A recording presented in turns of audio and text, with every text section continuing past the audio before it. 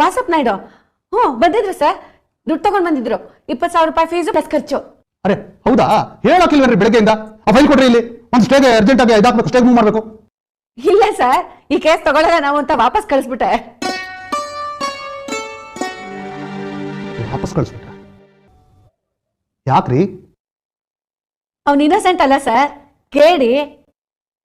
ನೀವು ನಿಜವಾದ ಕೇಡಿಗಳ ಕೇಸ್ ತಗೊಳ್ಳೋದಿಲ್ವಲ್ಲ, ಅದಕ್ಕೆ ಅವ್ರ ಕೇಸ್ ಬೇಡ ಅಂತ ವಾಪಸ್ ಕಳಿಸ್ಬಿಟ್ಟೆ ಸರ್. ಅಲ್ರಿ, ವಾಸಪ್ಪ ನಾಯ್ಡು ಇನ್ನೋಸೆಂಟ್ ಅಲ್ಲ, ಕೇಡಿ ಅಂತ ನಿಮ್ಗೆ ಹೆಂಗ್ರಿ ಗೊತ್ತಾಯ್ತು?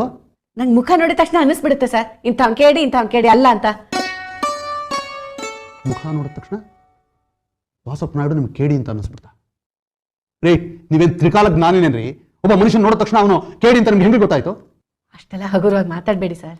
ನನಗೆ ಧವಳಗಿರಿ ಗುರುಗಳಿಂದ ಮಂತ್ರೋಪದೇಶ ಆಗಿದೆ ಸರ್. ಯಾರನ್ನಾದ್ರೂ ನೋಡಿದ್ರೆ ಇಂಥವ್ನ್ ಕೇಡಿ ಹೌದೋ ಅಲ್ವೋ ಅಂತ ತಕ್ಷಣ ಗೊತ್ತಾಗ್ಬಿಡುತ್ತೆ ಸರ್. ಗೊತ್ತಾಗ್ಬಿಡುತ್ತೆ.